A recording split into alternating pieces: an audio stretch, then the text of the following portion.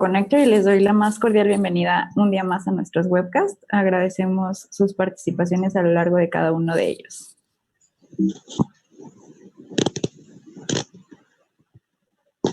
Bueno, como saben, Connector es un espacio de co-creación y comunidad, principalmente enfocado en emprendedores, startups y expertos en tecnología, con un modelo creado para promover colaboraciones, networking y nuevas formas de hacer negocio. Les presento algunas imágenes de nuestro espacio. Siéntanse con toda la libertad de venir a conocernos, de disfrutar cada una de nuestras instalaciones.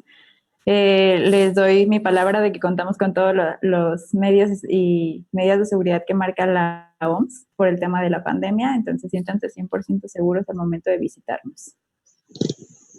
Les voy a platicar un poquito respecto a nuestra dinámica del día de hoy. A lo largo de toda esta presentación les voy a pedir que mantengan su webcam apagada para mejorar la transmisión. En caso de que tengas algún comentario que no puedas esperar al momento de preguntas y respuestas, dentro del chat hay un icono de una manita. Puedes levantar tu manita y automáticamente yo voy a tratar de seguir con esta charla para hacerle las preguntas correspondientes a Arturo. Una vez que terminemos todo el proceso de la presentación, daremos unos cuantos minutos para hacer las preguntas y respuestas. Al abrirse el foro, puedes agregar tu pregunta y automáticamente damos seguimiento a ellas.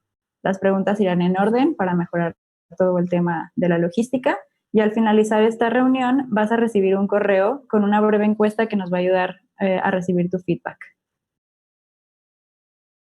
Les presento el día de hoy el tema, son procesos inteligentes en las empresas industriales por parte de Gesta Labs y la va a impartir Arturo Telles. ¿Qué vamos a aprender el día de hoy?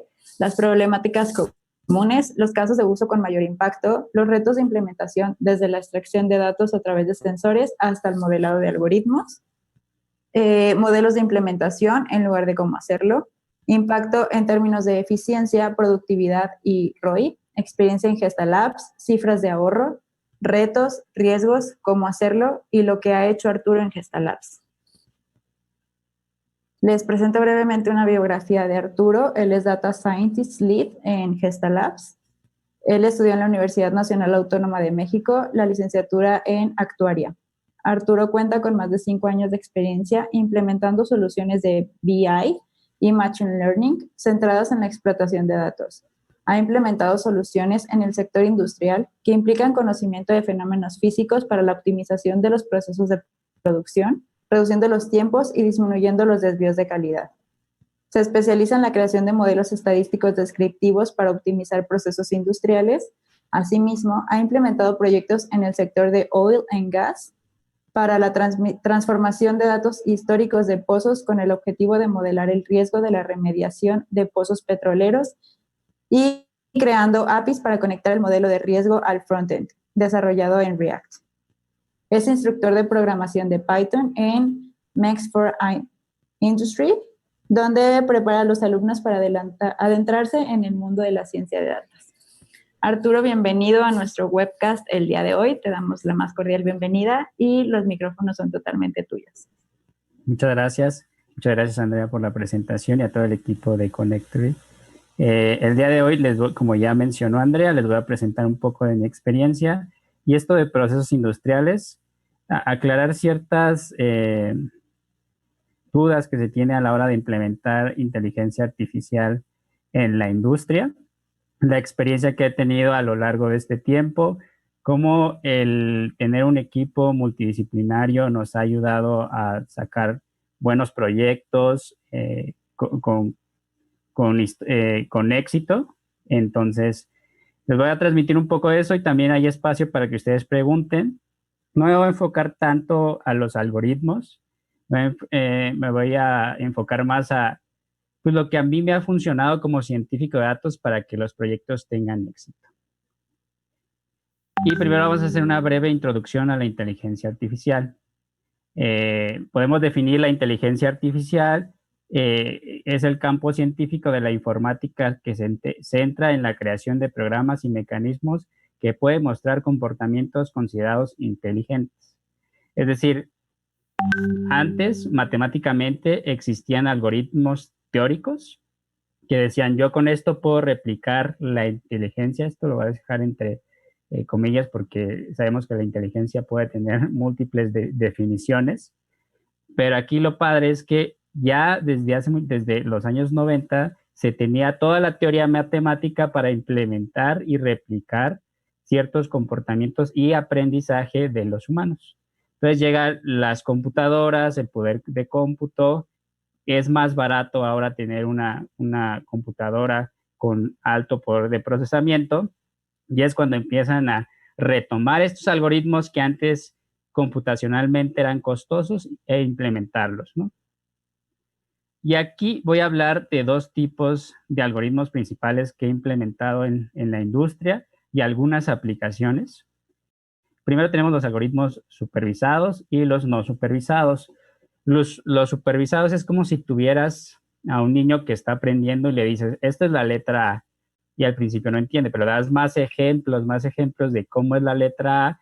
El niño entiende muchas cosas que más complejas, pero para hacer un símil, el niño va aprendiendo esas características y esos patrones en la letra A y ya se lo queda memorizado de por vida. Algo así es parecido los algoritmos conocidos como redes neuronales, donde tú tienes un input y ese input lo tomas, aplicas ciertas capas intermedias que están interconectadas como si fueran unos impulsos eléctricos, como funcionan nuestras neuronas, se activan ciertos nodos y al final tienes una salida.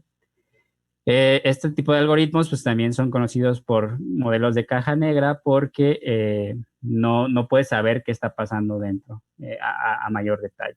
Vamos a ver otros tipos de algoritmos donde sí, pero ¿qué tienen de ventaja estos?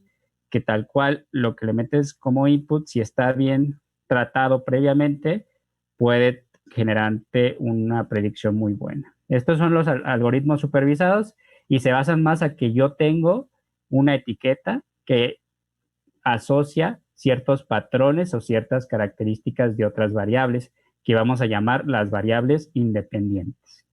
Y están los algoritmos no supervisados.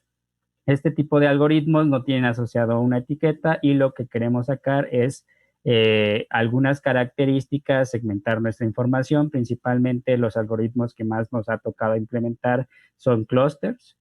Hay pequeños tips a la hora de preparar nuestros datos. Hay veces que el tip que me gusta dar siempre es, imagínense que nosotros queremos hacer grupos, clúster al final son grupos, en donde queremos caracterizar a las personas que tienen poco peso, delgadas, y las personas que son muy altas, ¿no? Entonces tenemos los que somos muy, muy flacos y altos, los que están un poco chaparritos y llenitos, pero en magnitudes el peso lo medimos en 60 kilogramos, 70 kilogramos, mientras que la altura la medimos en 1.7 metros, 1.6 metros.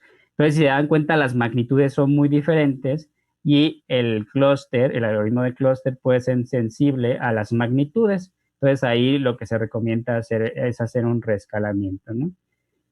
Ya hablando y dando una pequeña introducción de estos algoritmos, vamos a ver dónde se pueden aplicar en la industria. En planeación de la demanda, aquí lo que hacemos, tú sabes cuánto históricamente, qué volumen de venta tienes y tú puedes hacer una proyección de cuánto voy a vender a 7 días, a 21 días, a un mes o en los próximos 6 meses o incluso en un año para hacer un plan, un business plan, ¿no? Entonces, estos algoritmos te permiten entender el patrón previo de la historia y tratar de predecir el futuro. Algo también muy interesante aquí, y lo voy a mencionar porque está pasando actualmente, si tenemos un modelo de series de tiempo en donde vemos cómo va la economía a nivel mundial, ya existen modelos para predecir en cada uno de los países cómo se va a comportar a un mes, a 2 meses. Por ejemplo, en México está el indicador INMEF y hay otro también indicador que hace el INEGI. Y ya te dicen, a un mes vemos esta proyección gracias a que hicimos una encuesta a ejecutivos, bueno, a directores de empresas y ellos tienen ellos proyectan este panorama, se juntan todas esas opiniones y se crea el indicador, ¿no? Pero ¿qué pasa cuando vivimos un proceso que nunca habíamos visto? ¿Cuál es el ejemplo? El caso del virus del SARS-CoV-2. Este virus se había visto, pero hace 100 años, cuando no teníamos el mismo nivel de globalización, el mismo nivel de transacciones de dinero, todo era muy diferente. Entonces, aunque nosotros estemos planeando la demanda, cuánto vamos a vender, cuánto las tasas, cómo se van a mover, todo eso, por no tener historia de cómo se van a comportar, vamos a hablar más de análisis estadístico y hacer ciertas inferencias con conocimientos de expertos. Ya no nos vamos a centrar más en los datos, sino en el conocimiento de experto nos va a ayudar a hacer predicciones, pero no podemos sustentarlo en datos. Mientras que en un algoritmo muy aislado, en donde sabemos que hay cierta tendencia, estacionalidad, se repite, estos modelos de planeación de la demanda cumplen y pueden tener predicciones muy buenas. Bueno, manejo de nivel de inventarios va muy de la mano también. Tú necesitas saber cuánto se tarda tu proveedor en enviarte algún recurso, cuánto te tardas tú en producir cierto producto, la demanda también, va muy relacionado los dos puntos. Y ya con eso dices, yo sé que tengo que tener mi almacén al 50% de su capacidad para el mes de febrero. Pero llega el otro mes y ahí la tengo que disminuir porque no hay nada de ventas. Eso vamos a ver por qué los algoritmos pueden capturar esos patrones y a nosotros los humanos a veces se nos complica. Gestión de inventarios con Computer Vision. Este es un tema muy interesante, me gusta mucho y puede ayudar a agilizar los procesos industriales actuales para... Tú necesitas una persona que esté... Hay de todo, hay empresas que a manita van contando 32 cajas, 32 pallets de esto. Y es una bitácora, pero a mano. Entonces, pues ese es el nivel al que tienen acceso las empresas y pues hasta el momento no han tenido ninguna dificultad y les funciona. Ya tienen libros y libros de sus inventarios, ¿no? Pero hay otras empresas que tal vez tienen tablets, celulares y lo van registrando o lo toman a mano y ya después lo hacen en una computadora. ¿Qué pasa con Computer Vision? Computer Vision nos permite etiquetar ciertas imágenes, podemos tomar videos, podemos tomar fotos y esas fotos tiene que existir un proceso de etiquetado. Le tienes que decir a la computadora que es, por ejemplo, un pallet de cemento, que es, por ejemplo, una pieza de automóvil. O sea, cada una de esas tienes que clasificarlo en qué hay. Y hay unos enfoques en donde solo nos centramos en clasificar, es decir, yo te muestro una imagen y tú dime si es gato o es perro o si es un bulto de cemento de esta marca o no es. Pero hay otros de segmentación y localización que te permiten dentro de la imagen también localizar dónde están esos objetos. Y ya con reglas de la ubicación del almacén, tú dices, mira, si tú tienes de frente este número de pallets, 20, por dar un ejemplo, y de fondo tienes 3 por regla, eso ya es regla del negocio, pues ya puedes hacer el cálculo de cuánto inventario tienes de ese producto. Y la ventaja es que las computadoras lo pueden hacer muy bien porque no se cansan. Las computadoras son buenas para hacer tareas repetitivas y de cálculo matemático. Ya ahorita le estamos agregando una nueva característica a las computadoras que pueden hacer, que es Computer Vision, ¿no? Ver, entre comillas, ver. Pero nosotros al final lo estamos entrenando. Desvíos de la calidad. Vamos a decir, en una línea de producción de una empresa de alimentos o cualquiera, tienen ciertos procesos, subprocesos, en donde dicen, aquí le vamos a aplicar calor, aquí lo vamos a fundir más, aquí vamos a transformar esa materia prima. En ese proceso de transformación, pues siguen ciertas recetas que ya se heredaron de su compañero de hace 10 años, que más o menos les salió el diseño. No estoy diciendo que todas aplican así, pero sí la mayoría de las empresas de manera empírica fueron construyendo sus recetas y ya tienen, si no lo más óptimo, lo que funciona. Entonces, ¿qué viene a revolucionar esto de la inteligencia artificial? tú tomas el histórico de cómo has implementado las recetas, porque siempre puede pasar que yo le dije a la máquina que pusiera la temperatura a 1000 grados, pero le faltó 50 grados, ¿no? Porque hay algunas variaciones ahí. Esas variaciones lo que nos pueden ayudar es saber cómo afecta el que mueva, aumente o disminuya la temperatura en el producto terminado. Y entonces tú te entrenas un modelo, entiendes los patrones, y aquí es donde voy a introducir el concepto de modelos descriptivos. Es decir, yo puedo, o prescriptivos. Primero, que son interpretables los modelos como una regresión lineal. Tienes tu componente de beta cero y todas las componentes de cada una de las variables que acompañan esas variables. Tienes las betas que acompañan a tus variables de entrada, ¿no? Entonces, al tener eso, tú sabes qué peso le da a cada una de las variables y qué pasa, por ejemplo, si subimos la temperatura. Si subimos la temperatura con las condiciones actuales del proceso, me va a desviar la calidad, se va a quemar, ¿no? Por ejemplo, por dar un ejemplo de que yo lo primero que hice es entrenar un modelo que pueda interpretar, o sea, no una caja negra, un modelo que pueda interpretar.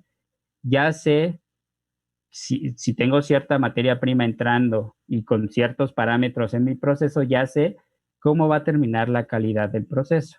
Ahora, hay otros modelos que se llaman modelos prescriptivos, que su intención es saber, yo ya sé que este producto por la configuración de parámetros actuales no va a tener la calidad, no va a pasar el proceso de calidad y me la van a regresar y se va a ir a scrap. Entonces, lo que hacemos es, yo te voy a aconsejar porque sé, porque el modelo me dice, puede hacer un análisis prescriptivo, que le puedes mover a tu configuración actual para que el producto terminado esté en rangos de calidad. Entonces, esto es muy importante y a muchas empresas les sirve muchísimo. El gemelo digital, ahí vemos ciertas relaciones entre los subprocesos y vemos qué implica el mover cada una de las variables para el producto terminado. Muy parecido al de desvío de calidad, pero este gemelo digital está pensado más para la realización de experimentos, ¿no?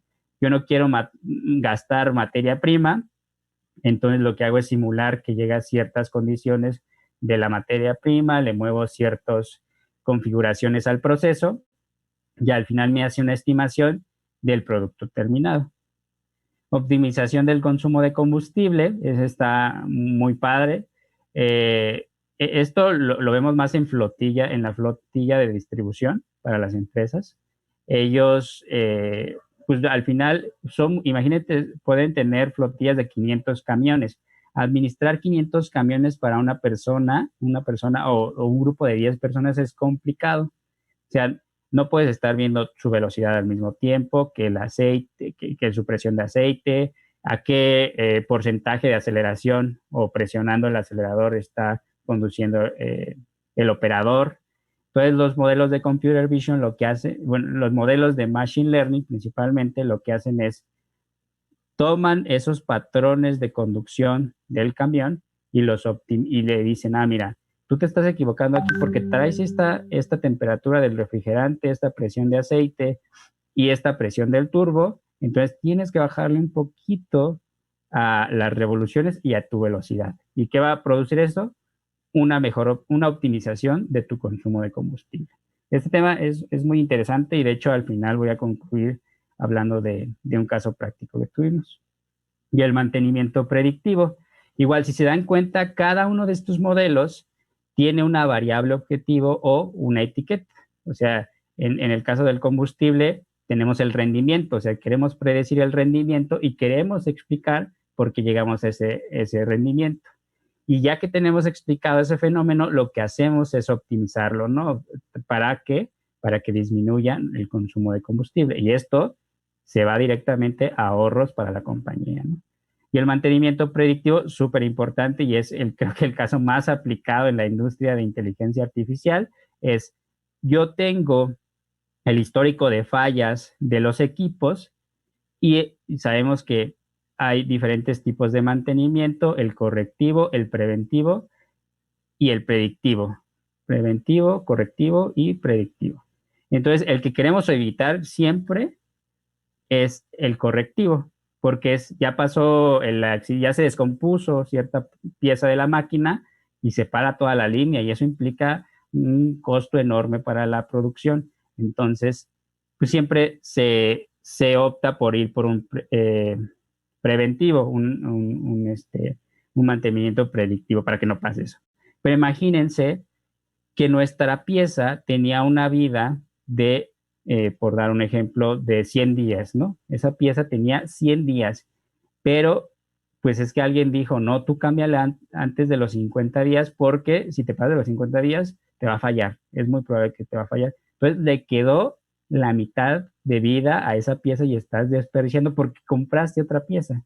Entonces, este tipo de mantenimiento predictivo lo que hace es, históricamente, ya sé cuándo ocurrieron las fallas, cada cuánto tiempo ocurrieron, yo te puedo hacer una propuesta de cuál es tu tiempo para que hagas el mantenimiento antes de que ocurra. Incluso si no tienes el histórico de fallas, podemos detectar ciertas anomalías en, por ejemplo, las temperaturas, la vibración del componente de la máquina y lo que hacemos es, tú tenías una temperatura, no tenía tendencia, era plana, o sea, seguía una línea recta y tenías una vibración armónica, o sea, siempre te daba, se repetía ciertos ciclos, ¿no? Y de repente en un día tu temperatura está empezando a aumentar y las vibraciones ya no tienen ciertos patrones, ¿no? O el patrón de vibración cambió. Entonces es cuando llama la atención y mandas una alerta. Entonces ya ahí un experto puede ver si vale la pena cambiar el componente o no. Y el modelo de Machine Learning puede ir aprendiendo eso que pasó y después también aconsejar al que daba los diagnósticos. Entonces, estos son unos algoritmos muy interesantes y lo padre, no tienes que gastar en mucha infraestructura, la mayoría de esos se puede correr. Yo tengo una compu con un Core i7. Bueno, si ya hablas de Deep Learning, obviamente no va a dar mi computadora, pero para la mayoría de los algoritmos que exigen que sean descriptivos, sí puedo hacerlo con una compu Core i7 con 16 GB de RAM, ¿no? Y utilizando lenguajes de programación open source. A mí me gusta mucho utilizar R y también utilizo Python. Sé que algunos dirán que Python es como, wow, está súper padre, pero yo soy actuario, formación más en finanzas, en riesgo, y pues nos enseñan no tanto programación, sino más la parte estadística y probabilidad, y R muy bueno para eso. Bueno, y ya para pasar al caso de los algoritmos no supervisados, en este caso particular nos ha tocado ver, tienen 10 máquinas, por dar un ejemplo. Bueno, 10 líneas, y en esas líneas cada una tiene máquinas de diferente edad, de diferente rendimiento, y nos dicen, oye, ¿cómo puedo crear un ranking para que pueda detectar cuáles son las máquinas viejas que no están generando gasto porque ya no son efectivas o ya no son rápidas al producir? Pues se hace clusters en donde se pueden hacer con diferentes distancias. Aquí lo importante son las distancias. En donde quiera ver, mira, este clúster o este grupo son de las máquinas viejitas que consumen mucha electricidad, que producen mucho scrap, entonces esas las vamos a quitar, pero ya tienes un fundamento en cuanto a similitud de cuáles son las máquinas que tienen ese mismo comportamiento. También podemos hablar de clientes, esto se aplica más en marketing o de hecho en la publicidad que ya es personalizada para cada uno de nosotros, pues ya ven ciertos patrones en nosotros y nos agrupan y dicen, mira, estos son de los chavos universitarios que les gusta estudiar ciencia de datos, son autónomos, mándales un curso de Coursera. Pero aquí, si se dan cuenta, yo no tengo clara una variable objetiva o una etiqueta, sino agrupo por similitud y ya que tengo esa similitud, les doy cierta etiqueta. Ya los nombro, son jóvenes con estas características y hago esto, ¿no? Y un caso que nos ha tocado muchísimo es la homologación de catálogos. Ahí tampoco tenemos una variable objetivo. Lo que hacemos es agrupar palabras que son similares y decir, mira, aquí tenías pieza de refracción máquina 1 y tienes otra que dice P punto de refracción máquina 1. Entonces así vamos agrupando y creando catálogos, porque sí, en realidad muchas empresas tienen un desorden en el tema de sus catálogos de piezas de cualquiera. Yo estuve también en el sector asegurador y tenían un catálogo de autos y también tenían el Ford, no sé qué, con estas piezas y luego abreviaturas. Entonces, es un reto que siempre está presente en la industria y principalmente se da porque cuando crearon los formularios para subir la información, dejaron abierto ese campo. Entonces alguien pone P. ta, ta, ta. Y alguien dice, no, yo sí voy a poner el nombre completo, entonces no hay un estándar para registrar esa información. Entonces, estos son como los principales algoritmos que he aplicado y conozco que tienen un beneficio muy grande para la industria. Y una pregunta, ¿la inteligencia artificial tiene un beneficio para mi empresa, sea cualquier tipo de industria? Pues yo digo que sí o no. Bueno, aquí voy a hablar un poco me va a desviar un poco a clases más de estadística y de probabilidad. Voy a definir dos cosas importantes, los fenómenos determinísticos, que por ejemplo, sabemos que la distancia que recorre un cuerpo en caída libre, si no, si no sabemos, créanme que es así, es la gravedad, que puede ser 9.8 por el tiempo al cuadrado dividido entre 2. Entonces, ¿qué comportamiento tiene? Es esto, ¿no? Un poco, no podría decir exponencial, pero bueno, un poquito exponencial.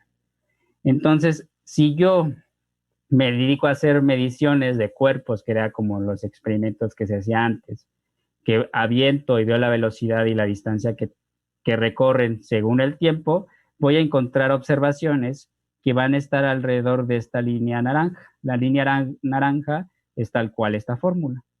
Y las azules son las observaciones que se hicieron en un experimento, simuladas, ¿eh? No es que me puse a hacer 100 observaciones a apuntarlas, sino simuladas. Entonces, siempre vas a estar como muy cerca de esta línea naranja.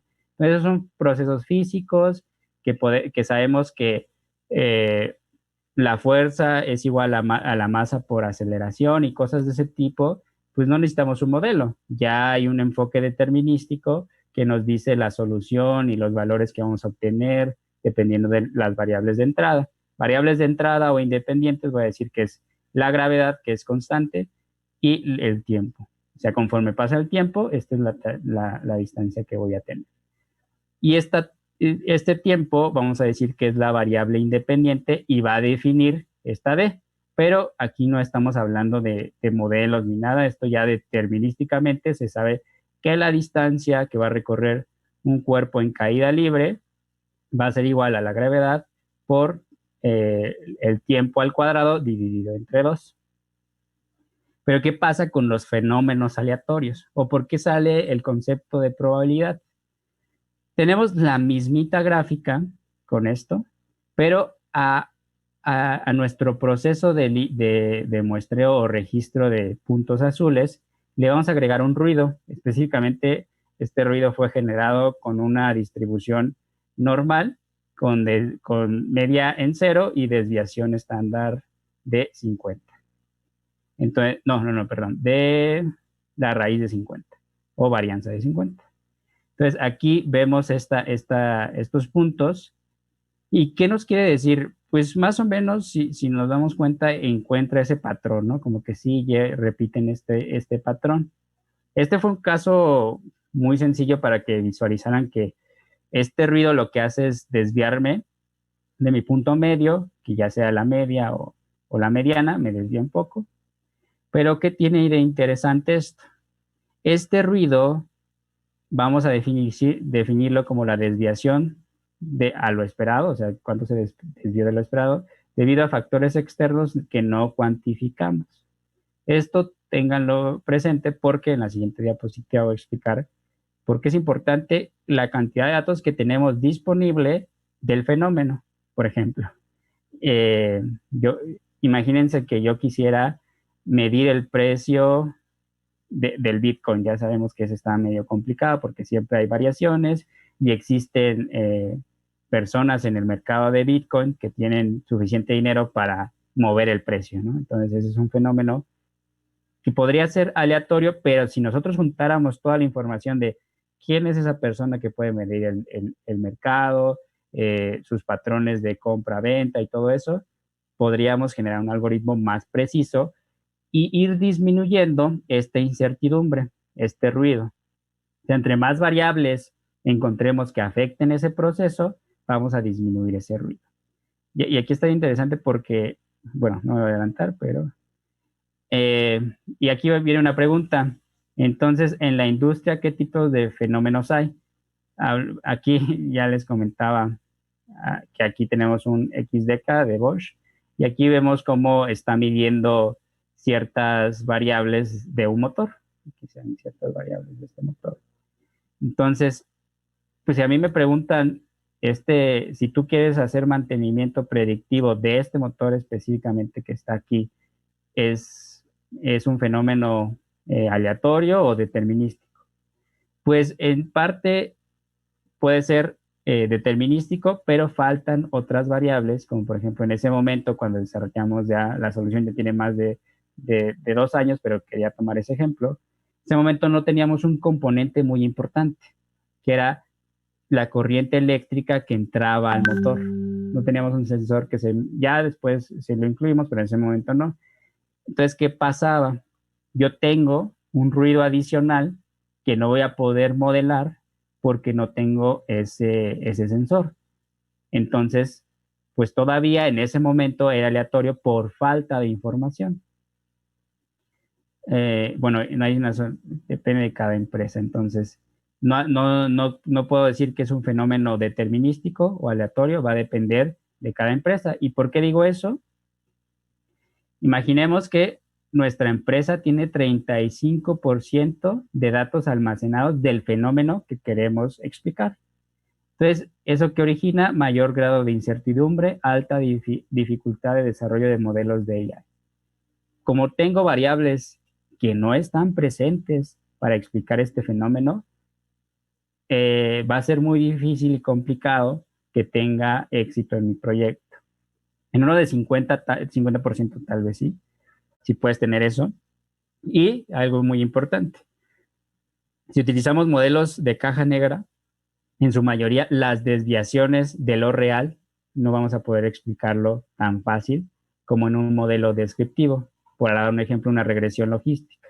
Ahí, por ejemplo, es que yo esperaba que este valor estuviera en este rango y se salió. Entonces ya damos una explicación de por qué no llegamos a ese valor. Se tiene que hacer un análisis para ver si sí se puede desarrollar un modelo de AI o no. Y en el del 95%, que en las empresas mexicanas nos ha tocado muy pocos casos de que guarden su información. Hay un cliente que digo, wow, o sea, se rifó en guardar, o sea, tiene toda su planta sensorizada y tenemos como 135 variables para explicar un solo fenómeno. Entonces, cuando desarrollamos el proyecto, tuvieron ahorros y no solo ahorros derivados de ese proyecto, también tuvieron ahorros del cambio de su operación. Cambiaron su operación y se dieron cuenta que tenían ahorros en otro rubro. Entonces, está bien padre porque cuando tienes 95% de toda la información necesaria, ya nada más tienes poco aleatoriedad y ya puedes modelar mejor. Y bueno, aquí me va a quedar aquí un poquito. Entonces, lo que nosotros hacemos es, y va a estar muy acorde a lo que vamos a ver en las siguientes diapositivas, es dependiendo, ¿cómo voy a poder medir cuánta información tengo para explicar el fenómeno? Pues en realidad, hasta que empiece a modelar, la mayoría de veces voy a saber si es muy aleatorio el fenómeno. O sea, que voy a regresar a esta. Aquí se ve muy bien, o sea, sí se ve un ajuste bien, pero puede que tuviera puntos más separados de mi línea. O sea, la línea naranja es lo que estimo y tenga puntos muy separados. ¿Qué nos querría decir? Son dos cosas. O no transformé bien los datos. El modelado de esa parte no me preocupo tanto porque en realidad ya Python, R tienen diferentes modelos para implementar.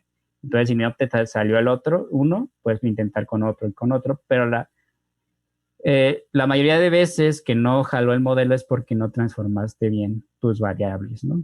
O sea, no las preparaste, no las limpiaste y cuando lo metes a un modelo de Machine Learning o de Deep Learning, le metiste por decir basura y va a sacar basura. Y bueno, suponiendo que ya tienes el 95% o el 50% de los datos históricos que afectan el proceso, ¿cómo puedes medir los beneficios de AI? Pues para medirlo utilizamos el ROI, pero en el mercado mexicano vamos a encontrar dos tipos de empresas. Empresa con indicadores que ya tiene conciencia de que se tiene que almacenar información, de que tiene que crear y medir el impacto de no corregir cierto proceso. Entonces ya tiene cuantificado que si tú le solucionas algo, cuánto va a tener, cuánto le va a retornar, ¿no? Y empresas sin indicadores, esas empresas pues trabajan, han tenido beneficios y hasta el momento tienen utilidad. Entonces, pues no dicen, pues ¿para qué lleva más dinero?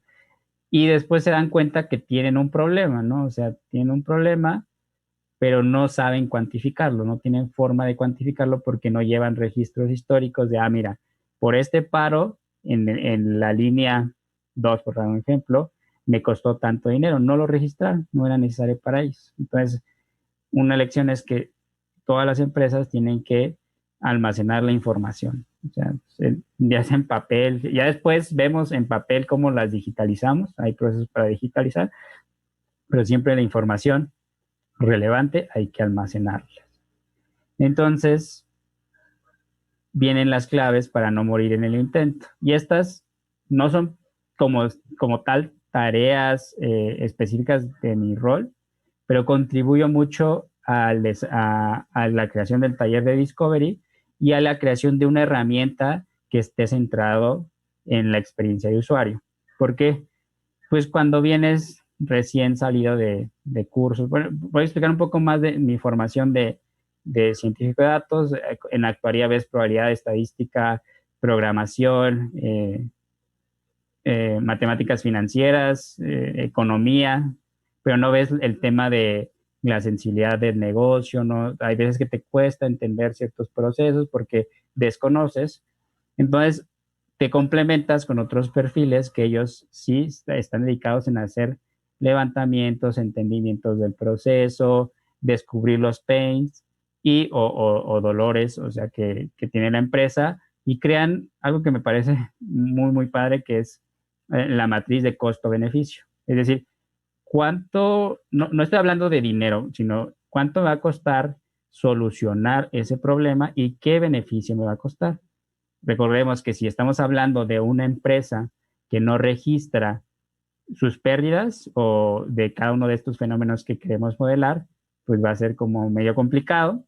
Pero ahí un tip o lo que procuramos hacer es desarrollar una fase de diagnóstico en los proyectos que tenemos que nos permite tener una visión global de los datos, o sea, un acercamiento a los datos, porque sabemos que todos los clientes o la mayoría de los clientes están centrados más en su negocio y no tienen un área de ciencia de datos. Entonces, tomamos los datos, los exploramos, proponemos ciertos KPIs para medir los impactos de este proyecto y al final creamos un resumen donde decimos, mira, probamos estos modelos de manera rápida, vemos viable el proyecto, no es la mejor asertividad, necesitamos un proyecto más largo, o sea, estoy hablando que en un mes desarrollamos todo esto, entonces tenemos la capacidad para desarrollar algo mejor.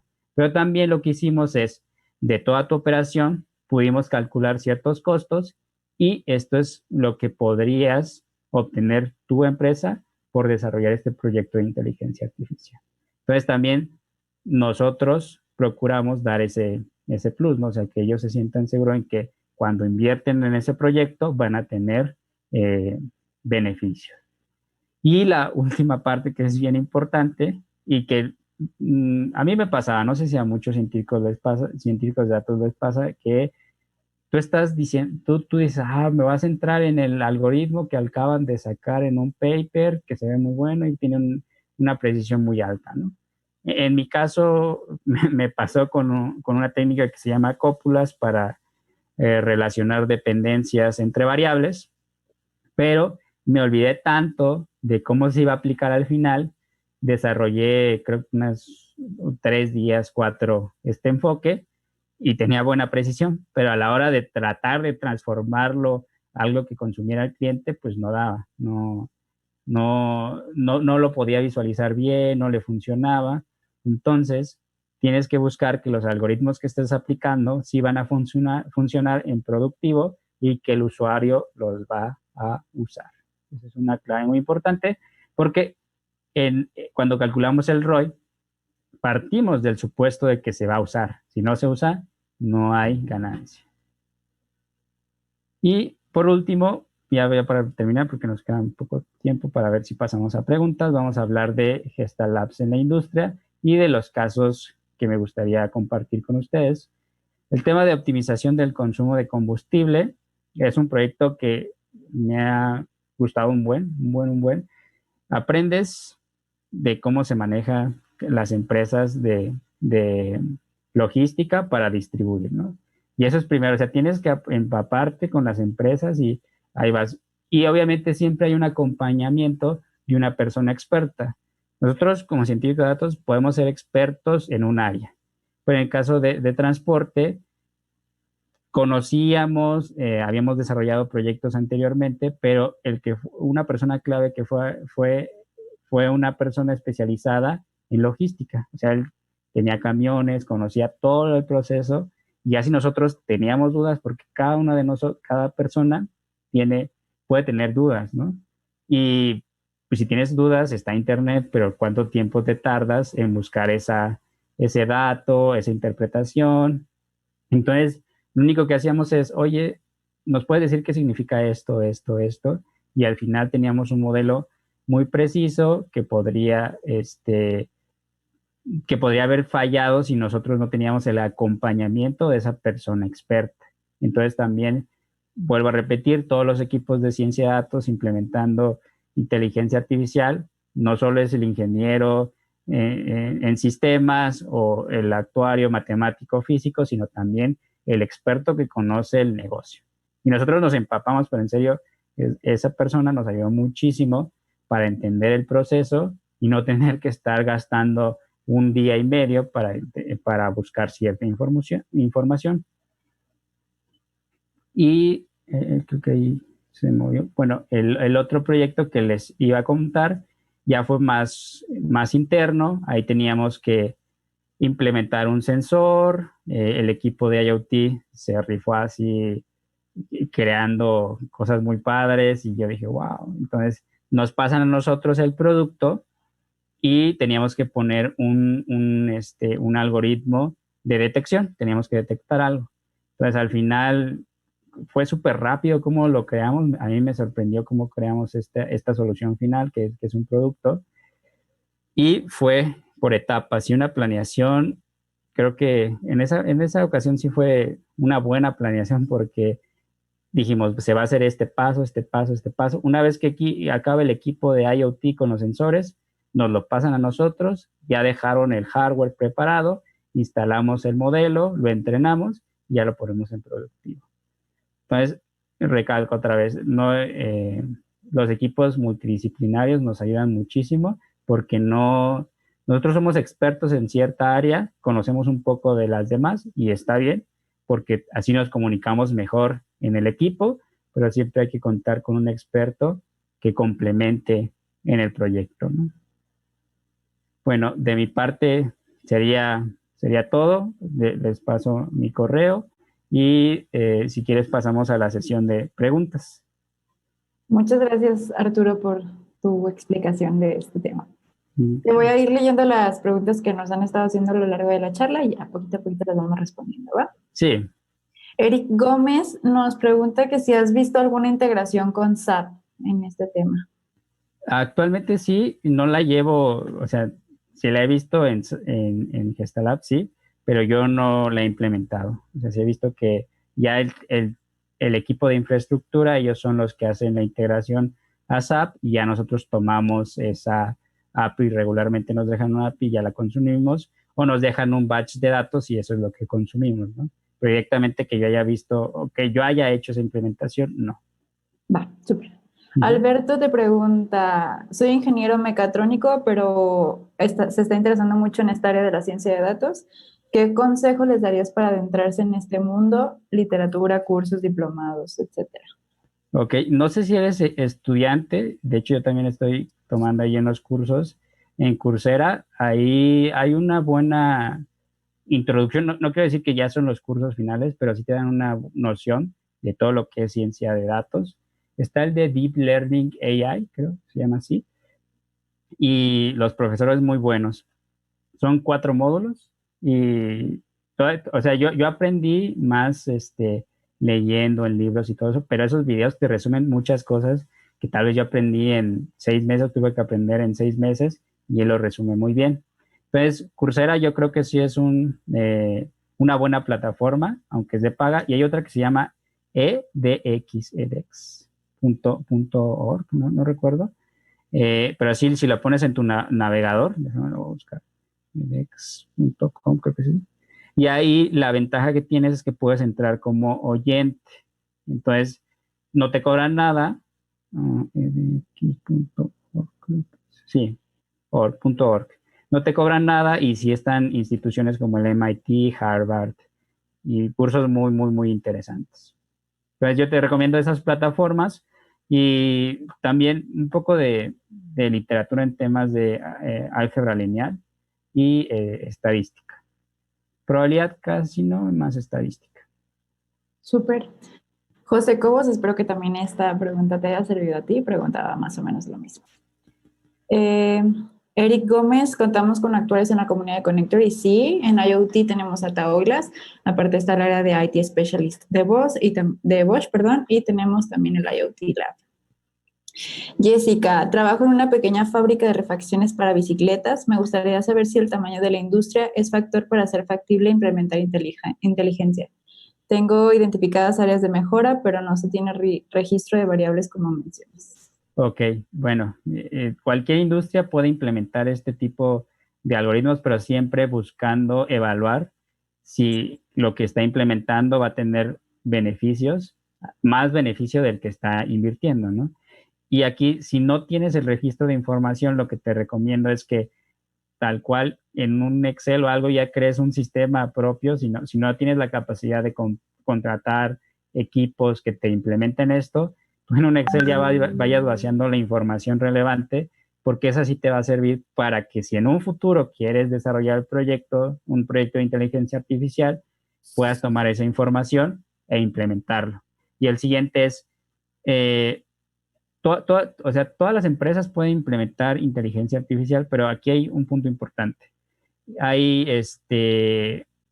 dos enfoques, o contratas a alguien para que lo desarrolle, que ya tiene experiencia, o tú lo desarrollas, entonces tienes que capacitarte en algunos cursos, hay algunos códigos ya desarrollados, si el problema es sencillo, ¿no? Si hablamos de un problema sencillo, en esos códigos te puedes dar una idea de cómo desarrollarlo, y si no es tan complicado el problema, también te podría recomendar que tú intentaras resolverlo, si tienes esa inquietud.